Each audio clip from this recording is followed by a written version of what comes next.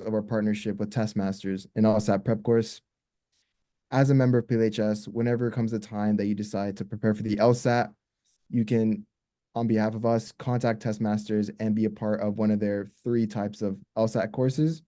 Whether it's in person, live online, or asynchronous, you guys can receive a discount for courses that cost up to $2,000, which is extremely helpful.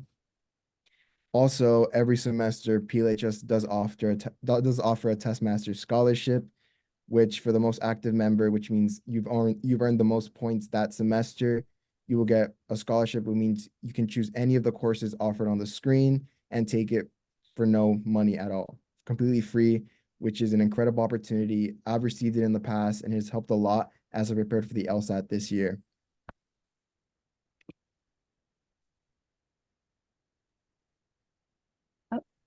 Hi everyone. So by now you should be earning any last minute points and to be considered an active member by the end of the semester.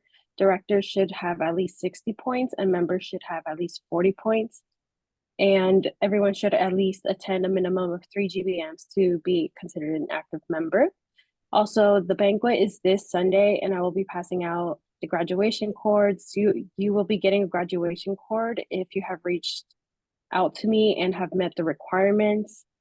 And lastly, I just want to say thank you to everyone who's joined PLHS this school year and attended all of our wonderful events, and we hope to see you next year.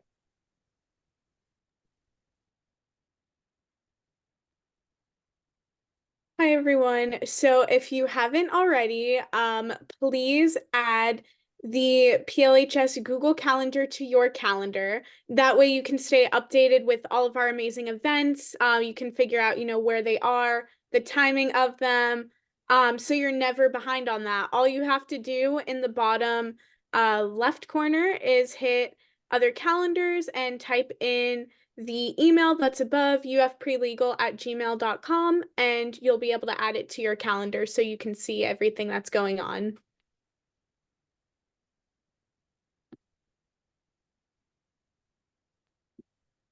All right, and this is the last GBM of this semester. We're looking forward to next year, and our speaker of this last GBM is Professor Stafford. And as always, remember to follow all our social media. It's where we get all of our information and give it all to you guys. There's our Instagram, website, Facebook. If you haven't already, make sure to follow that. And with this GBM, we do want to announce that director applications are open. So these applications can be found on our Facebook, GroupMe, and Linktree on our Instagram, which will be posted after the GBM. Also, I will be sending a direct link in the chat at the end of the GBM in case you guys already want to have the application open on your browsers.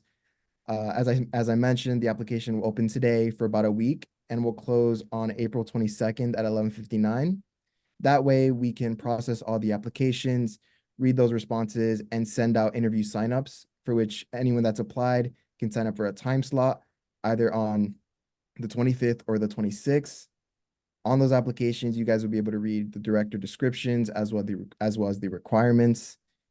In order to be qualified, anyone is qualified to apply as long as you're an active member, which means that you meet your point requirement by the end of the semester, as well as paid your dues.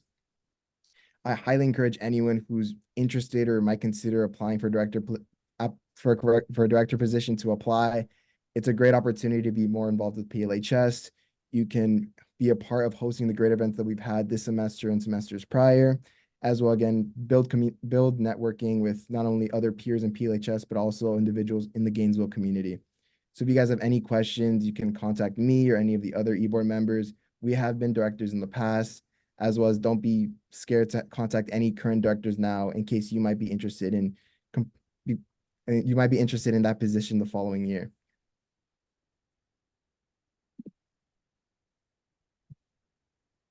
And now for director announcements, I do want to hand the mic back to our current e-board for them to give out some last roll calls. Thank you guys so much. I'm so excited for you. You guys are going to do an amazing job. Okay, so first we have community service. All right. Thank you so much for everyone who came to our last event. It was really fun making cards for current military service. And our last event of this semester will be this Friday, and it will be in Plaza of the Americas. And we're going to be making stress relief goodie bags that you can take home to your friends. You can take home with you, because I know it's the end of the semester with finals and it's getting really stressful. So nothing too large, just come out and get those final points so you can apply to be a director. And if you have any further questions about being a director and applying, don't feel free to ask Susan or I. We're not scary, I promise. Thank you. Diversity. Hi, everyone. I wanted to thank everyone that came to our event last week. We had a lot of fun planting the bonsai trees and learning about some environmental disparities and environmental lawyers. Marie and I also want to thank everyone for coming to our events for the entire semester. And Marie is going to tell you about the event we'll be having tomorrow. Hi, so the last event of the semester will be a workshop on immigrants in Florida. It's from 6 to 7 at Matherly Hall, room 13, and the 13, sorry. And this event is with the club Chispas, which is an immigrant advocacy group.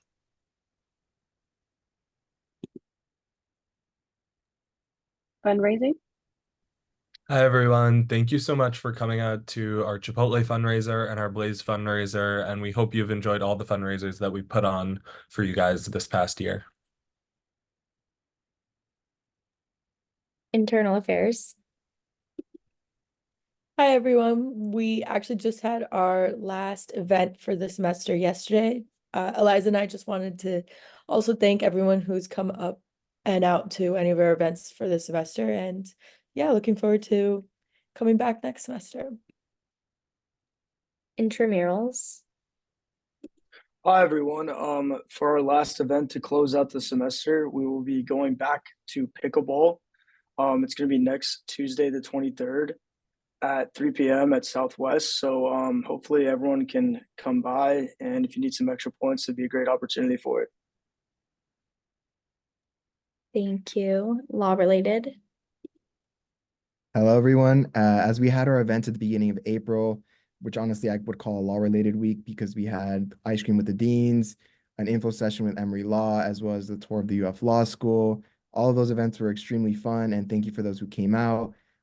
If you guys are interested in law-related and might consider applying for director position next year, please do not hesitate to contact me or Gabby about any questions you may have.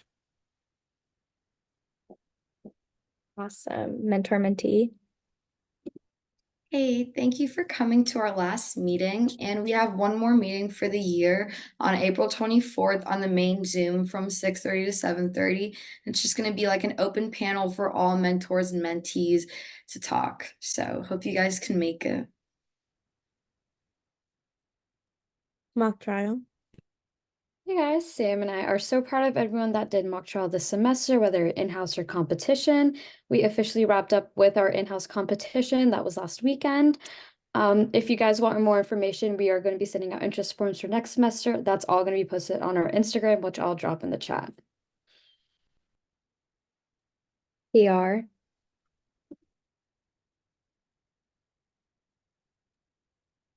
Hey everyone. So we sent an announcement in the group meet earlier for any seniors who are graduating to fill out the senior spotlight form. That way we can get you up on the Instagram. And Peyton also sent a message in group meet about adding yourself to the alumni network on the website. So please make sure that if you're graduating, you fill those out so that you can be on the website and so that we can highlight you.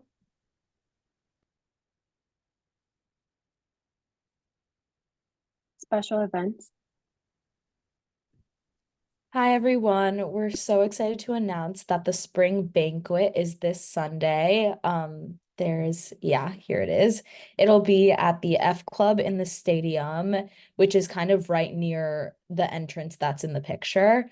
We'll send more instructions closer to the day, but it's from 6 to 8. It's the same as last semester, cocktail, semi-formal attire, and you can park in the O'Connell Center lot. Feel free to reach out with any questions, and you'll need to Venmo UFPLHS $10 just to lock in your spot. You'll get it back. It's just like how it worked last semester. So I hope to see everyone there.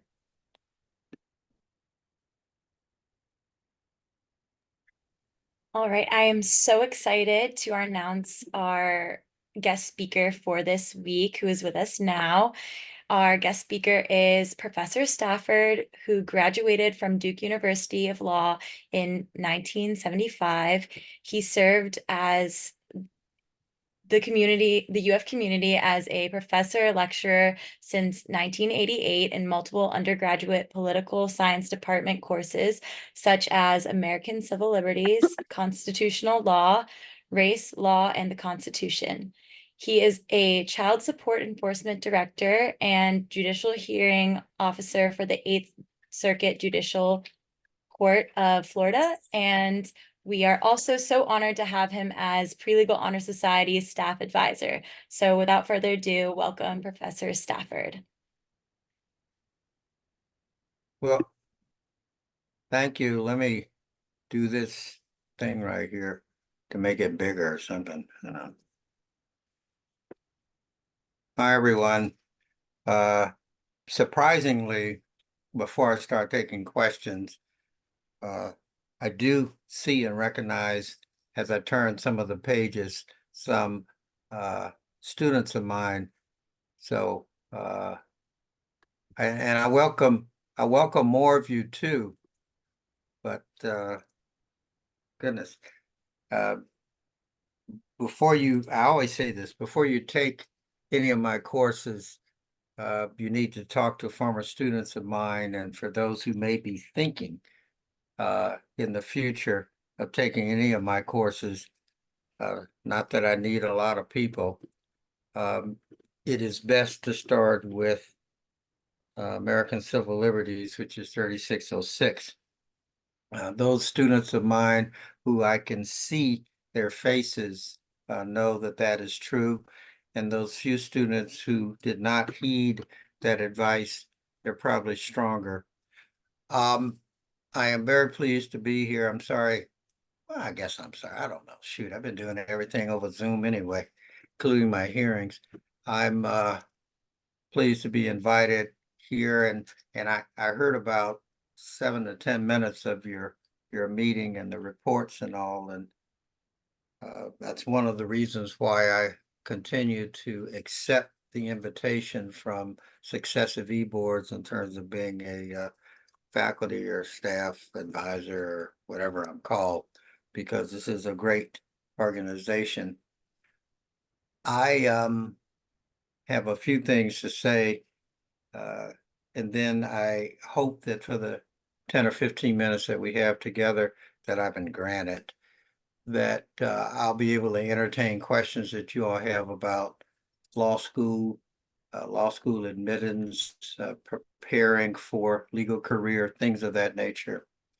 I must admit that for some of you all, you know that the Florida bar exam results from the February bar came out just yesterday, if not before. And so a lot of your friends who are a little bit ahead of you are hopefully very happy. I always, when I do this talk, and I'm used to having, in essence, a blackboard or a whiteboard, but since we haven't, well, it's over Zoom now, I'll just say the word. And I always begin with the word early, and I make it in all caps. And for those of you who are fortunate enough to go to law school come this fall, I know you prepared early. For those of you who are in our organization, moving toward or trying to make up your mind, you need to prepare on many levels early, not the least of which is take classes, courses, expose yourself to challenging situations that begin to have the profession sink into you. Also early in terms of solid, more detailed, certainly sincere letters of recommendation. I know that a percentage of students who take me do that because they are, so to speak, gunning for a letter of recommendation. But I always tell my students right at the beginning that if you're in here for a letter of recommendation, you might as well leave, because the discretion in terms of me deciding to do a letter of recommendation, if indeed it, and I do mean, if indeed it means anything to an admissions office, vests with me upon the recommendation also of my teaching assistants.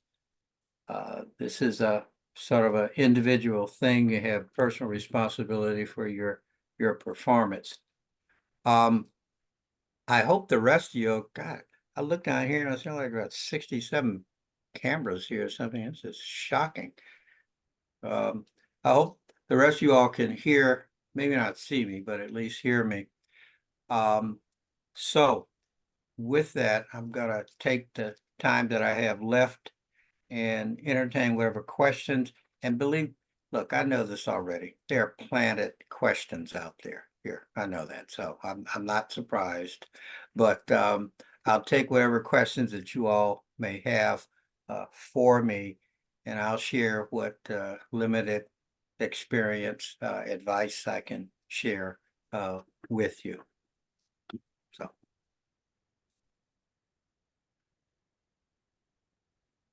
Oh, golly, Miss McCauley. Geez, what? Nothing. Go ahead. Hi, Professor Stafford. I wanted to thank you again for coming to our meeting and agreeing to talk to us and being our amazing advisor. I'm really excited to work more with you.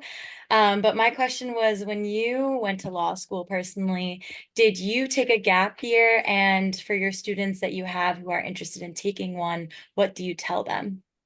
That's a very good question. Actually, it's a joint question too. You only get one, but no, I'll take that. As you saw, I finished law school in 1975. That's quite a while ago. When I decided to go to law school, the ability to quote unquote take a gap year was very rare. Frankly, for my students in my courses who seek or receive law school advice from me, unless they're young, very young, I advise against a gap year. And I'm going to tell you why. There are two factors, and I always say this too. The first factor is this: every year that goes by, the credentials for getting admitted go up. But that's it, period. Secondly, the cost of law school goes up every year. Now, when I say, and I'm gonna come back, when I say young, that is important. Now, for some of you, and I can only see your faces, and everybody looks young compared to me, but law school is beginning to slant toward a business school model from the standpoint of they want applicants, they want to build a class with people who are somewhat experienced. Whenever you go to law school, and I'm sure we have people in this audience right now who are already admitted and are looking forward to the fall, but whenever you go to law school, you're going to see all sorts of students. If, and this is in my experience, if you are 21 years of age or younger, you might want to seriously consider a quote gap year. And I'm not talking about backpacking over Europe or Asia, but to do something beneficial from the standpoint that exposes you to the law, even if you're a court watcher, CASA, things of that nature. That would be good and beneficial, and it would pump up, so to speak, your credentials. I see one or two other planted hands. I can only see my screen right here on page one, folks. So go. Thank you. I hope that helps, Ms. McCauley. Go ahead, Ms. Thank you, Rosano. it did. I don't have to call him, just talk. Gee, just talk. Hi, If you- Professor Stafford. I have a I question. figure she's one of my students. It's no politeness, nothing. He just jumps right in there, but go right ahead. I know you mentioned the bar passage rates were released. How important do you think it is to consider a school with a high bar passage rate compared to kind of programs, location, ranking? I know there's a lot of things to consider. I think the latter three things that you mentioned are more important. I'm going to say something that hopefully most of you all already know. We are here in Florida. Florida is like California, New York, etc. Very attractive states to practice. Florida right now, although the bar is moving away from it, has no reciprocity. And that's important. What that means is this. You take the Florida bar, you pass the Florida bar, great. That's wonderful. You take or come to the state of Florida, unless you're practicing federal law, from some other jurisdiction where you've passed the bar, no matter how long you have practiced, you can't practice here, at least not as a solo practitioner. So make sure that as you are looking at your law schools, your states where they're located, reciprocity is very important. I said this to my class this morning because I looked at the bar passage results last night. Florida has 12 ABA accredited law schools. That's more than I thought. I thought it was like 10 or so, but it's 12. But I hope that kind of answers your question. The last thing I'm going to say is this, in response to your question. Usually when I'm asked a question of that nature, I say what you look for first is fit, F-I-T, because you've got to be nourished where you're going to be in law school, more than just rankings, more than just pass bar, all that stuff. The fit is very important. Elsewise, you're going to just spin right out. Believe me, everybody that goes to law school is male or female, a chief. So you've got to make sure that you set yourself up for success, and that means the fit. As Mr. Oken just talked all over the place. Ms. Rosano. Thank you. And also thank you for talking with us today. My question kind of stems from your answer about the gap year question. Given the fact that work experience has become so important in the application process, how would you recommend undergraduate pre-law students find those opportunities? It's tough here in town.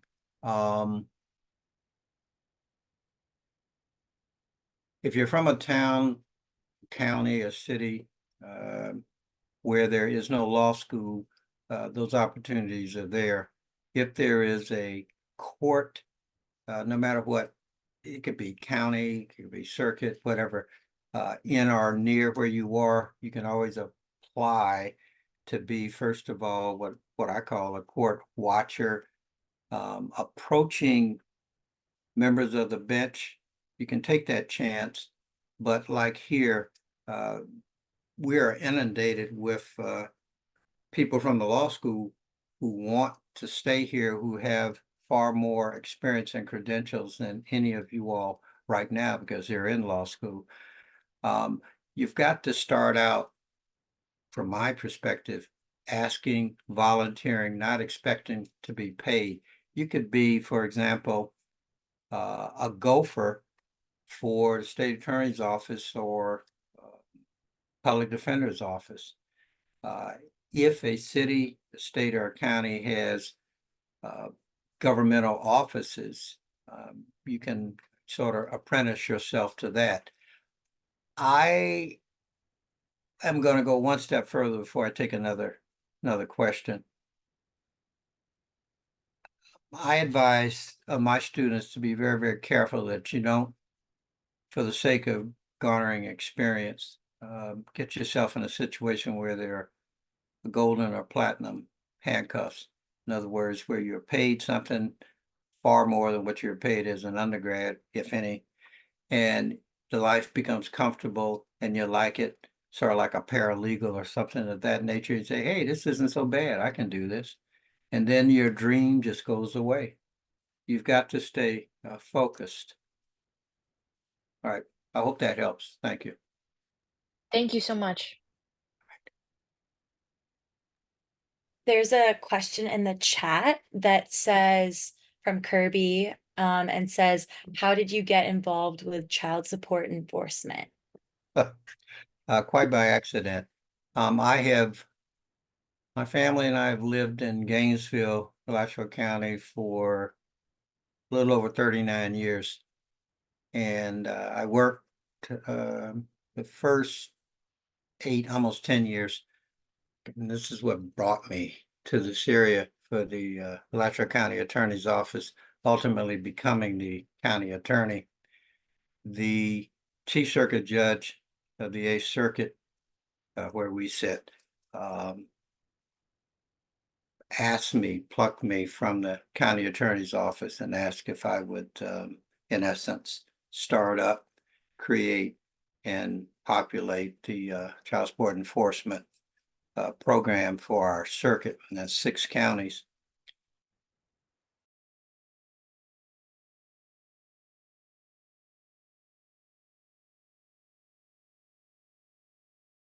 So I'm glad you're in it and read it. I actually had a question, Professor Stafford. As a junior who's next year soon going to be applying to law schools, I was wondering what's your recommendation in terms of the amount of law schools I should be applying to, whether or not there's a certain amount that's too much or an amount that's too little. That's a very astute question. All of them so far have been. I have a very hard and fast rule, and I'll explain it to all of you all who are listening. First of all, you need to start early researching various schools. Next, you need to winnow your list down, as was said, like geographically, either relative or family relationships, the prevalence of how close you are to any federal courts or the highest court for that particular state. Things of that nature help. My number is 9. I think you should not apply more than 9. And one of the reasons is it costs.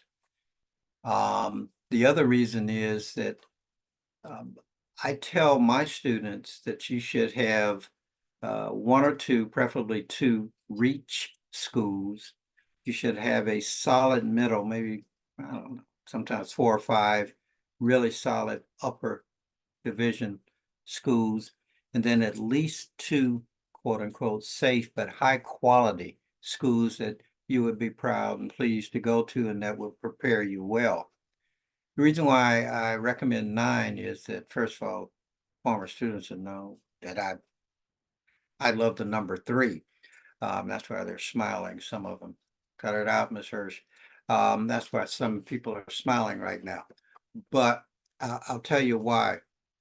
If you break into double figures, and if you are a very good applicant and a majority of your schools, if not all of them, accept you, you're back in the same situation, whereby if you have a single figure number and you have them in essence ranked into 3 divisions, reach, very solid, and then safe, it's a little bit easier.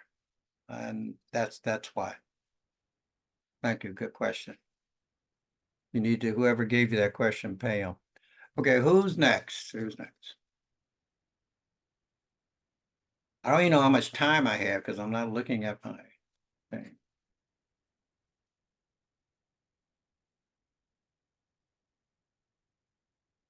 I'm trying to turn my page here. I guess it wouldn't make any difference anyway. God, so many of you. This is amazing. We do have plenty of time, and normally there are more participants, especially at the beginning of the semester too, which is super exciting and we love. But I had another question that stemmed based on Anthony's question.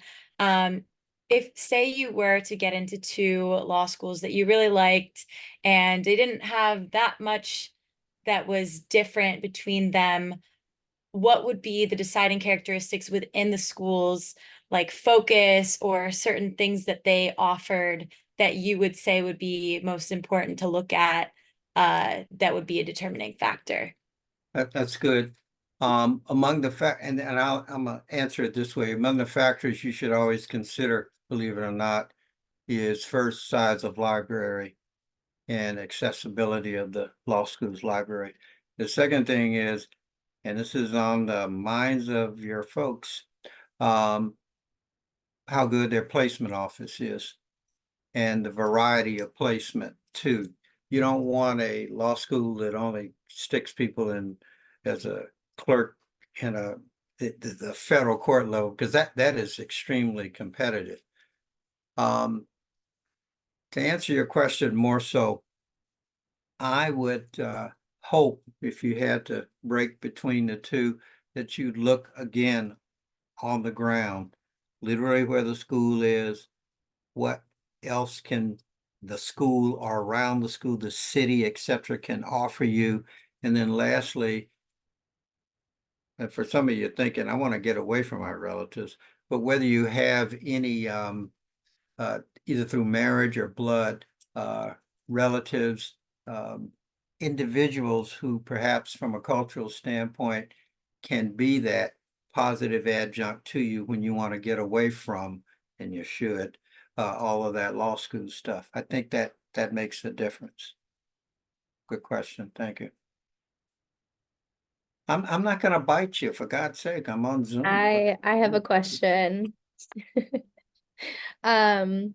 So as like students that want to go to law school, we obviously are trying to work hard, and sometimes that like work-life balance can be difficult. So I would say, what advice do you have for students wanting to go into law school and this kind of long career that sometimes it can be hard to have work-life balance, I guess both early and later on in your career?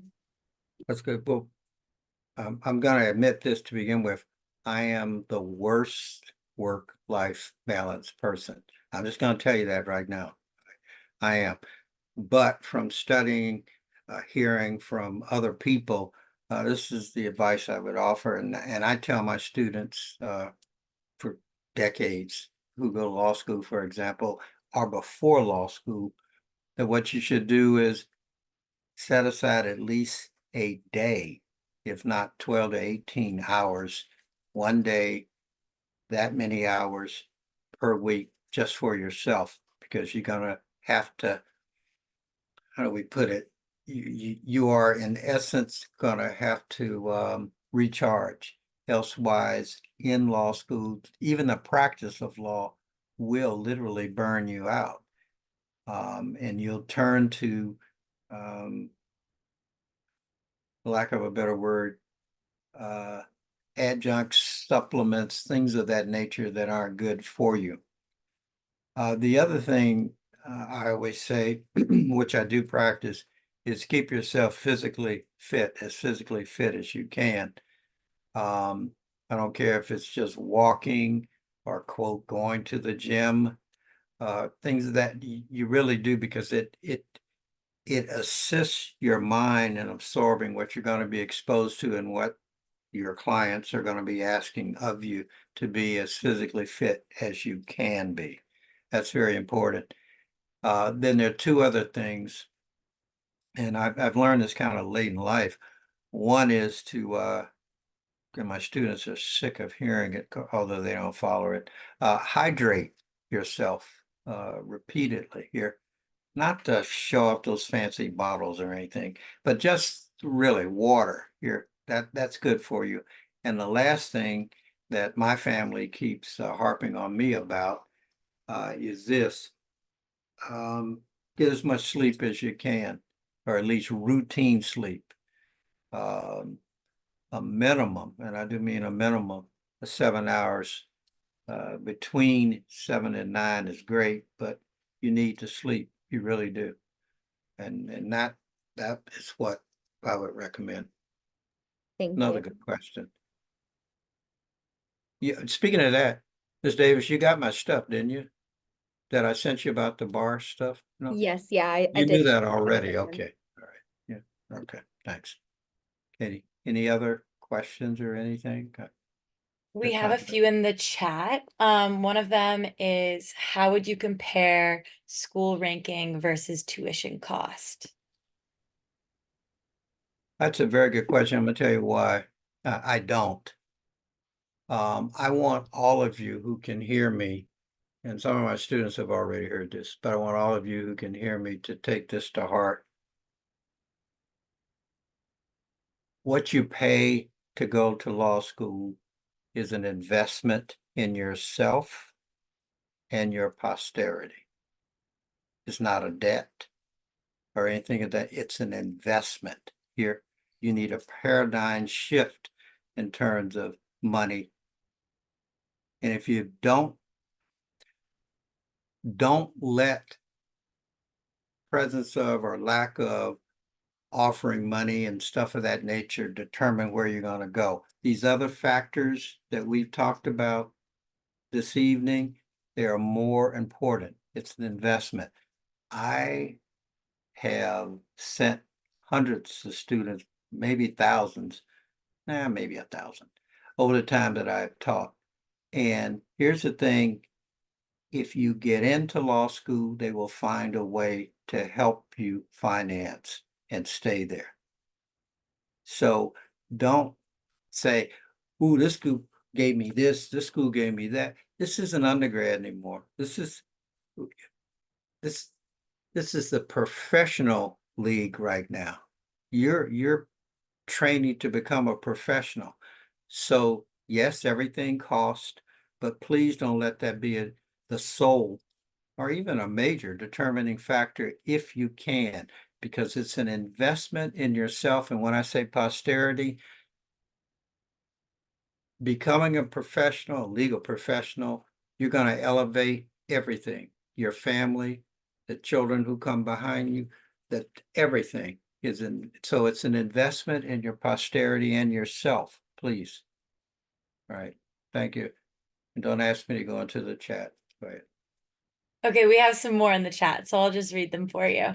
But I'm glad you said that though, because I feel like a lot of times I hear the opposite of what you just said, to really think about cost. But I'm really glad you had that perspective to say in on the other hand.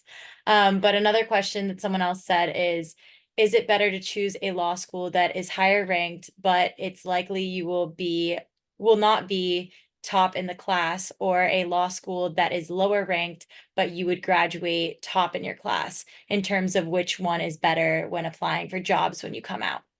All right. Thank you. It's a simple question to answer, and I use this sort of metaphor. You have to decide whether you want to be a big fish in a little pond or a bunch of little fishes in a big pond. As they say, cream rises to the top. As long as you go to and finish an ABA accredited law school, wherever it is, and there are between 480 and 500 of them now in the United States, pass at least one bar, preferably two, you're going to be fine. That's the answer. It's the big fish, little fish answer. I see a hand, if I may. I see a hand. Mr. Ramirez. Hi, Professor Stafford. Thank you for joining us. As undergraduate students, what can we do to stand out to law school admission officers? And would like one activity weigh more than the other? That's a very good question. I have found over the decades that polite persistence is the best approach. It isn't so much what organizations you belong to and all that type of crap. You need to establish a relationship as best you can politely without being pushy over a period of time, so that the member of the admissions division, committee, etc., gets to know, wants to, and as they say, can put a name with a face. That is far more important than numbers and all that stuff, and organizations and all here. And I'm not poo-pooing pre-legal. I'm just giving it to you straight here. My students who have been most successful, who have gone to what you all would consider excellent or fine schools, have started early, establishing those relationships sincerely and consistently here. You don't want to be a fake. That's one thing lawyers can tell because they're fake. All right. Okay, other questions? Another one in the chat says, do you have any special or helpful advice for internship or admission interviews? Well, yes, I do. Most interviews nowadays for law schools, graduate schools, etc., that are not here in Gainesville are done over this Zoom thing or something like that. Here's a little trick that people, well, you may have figured it out. I don't know.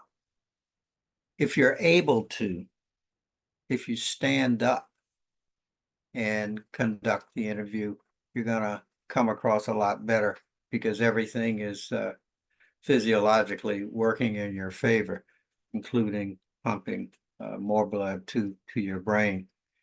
Here in Gainesville, Alachua County, or the surrounding 8th Circuit, North Central Florida, this is the third time I've said it. Your competition are other law students who want to stay here. And it's tough. And that doesn't mean you don't try, but you should. The other thing is, in terms of interviews, and I'm kind of vacillating here, you need to research and learn as much, first of all, about the school that's going to interview you, and or their proxies who interview you, because some schools do that. And if you can, and I think nowadays, doggone it, y'all can get on with social media junk, as much about the person who is going to interview you too. Find some commonality without being intrusive. And that shows extreme interest. The last thing in terms of the schools itself, well, themselves, is this. Centers, any special programs that a school has, or well-known professors or rising professors, etc. If you can do research and find out about that and kind of sincerely name drop or show how much you know about that, and it kind of pumps up the school and makes the person who's interviewing you or the school itself feel a lot better that you've bestirred yourself to learn more. Okay. I actually had a question and I was curious to see what your response was. I just like I can asking, tell this one's going to be great already. Go ahead, sir. I was like asking anyone who's in the field of law what their thoughts are about the current trend that's been going with law schools showing slight distancing from the LSAT, or saying that they don't want to consider the LSAT as a fact in the application process, considering other forms of testing. And I just want to know what your thoughts are on it, whether the LSAT could truly be separated from the law school application process. That's true. Good. I have a couple of answers to that. First of all, you obviously have not taken my class because you would have been exposed to the value of the LSAT vis-a-vis success in law school. Secondly, contrary to what you've just said, if you've been keeping up with current events, the SAT, ACT is making a comeback. You all may not realize that, but it's coming back. And because it's coming back, it's only a question of time from an economic financial standpoint before emphasis is going to be replaced on LSAT. So depending upon how young or how far down you are, sophomore, freshman, etc., You need to track and follow that. In terms of my opinion, I know, and I just know that the LSAT only predicts success perhaps I'd say first semester, 1L year, and that's it. The rest of it comes from heart, not head, but heart, your commitment. Because every single one of you, and some of you have talked to people who are in law school, you're gonna be challenged like you have never been challenged in your life, and you're gonna doubt yourself. And unless you have it here, you're not gonna make it. I don't care how smart you are. So that's my answer. Isn't Thank you. that hopeful and optimistic? I mean, yeah, go ahead. Okay. I'm enjoying this. Do I have any more? Let's see. Are you sure, Miss Goldberg? You Hi, sure? how are you? Let's see. She didn't hear my question, did she? Go ahead. That's Oh, fine. sorry. What did No, you say? go ahead. Oh, I just had a question in general. What's one piece of advice that you would give? I mean, I'm a junior right now, so I'm all starting this process just now with the LSAT and applications. What's one piece of advice that you can give to future applicants of law? One piece of advice that I would give is this. I have several, but this is the most important one. You need to stay healthy in mind and body. It's just that simple here. Healthy in mind and body so that you can avoid the pitfalls of our profession. And that's it, because I want to, if there are others, I can address it. Those of you, few people out there who may be considering taking any of my courses, not that I need numbers, make sure, again, that you talk to my present and former students here. Just don't come in there saying, oh boy, law and pre-law. It ain't that. Is that right, Ms. Hirsch? See that she dropped off already. Yes. That's right. I'm No. not, I didn't drop No, off. I'm dealing with yeah, something. but she's gone already. No, that's all right. Thank you. All right. Are there other questions, chats, or these fake hands or anything of that nature? If not, continue with our organization, those who can. If I'm invited back to be your faculty advisor, staff, whatever I'm called, I'll gladly accept it. The best to all of you in terms of finishing this semester as strongly as you can. And let's leave on Ms. Goldberg's question, which is one piece of advice, and I'm dead serious. It's your health, healthy in mind and body here. With that, you can accomplish anything. And thank you all for having me. Thank you so much for taking time out of your schedule and coming and meeting with us. I'm sure we all benefited from all of your knowledge. But thank you so much. And the attendance just got sent in the chat, so everyone can start filling that out. Thank you, and have a great rest of your summer, everyone. Bye all. Thank you. Thank you. Thank you.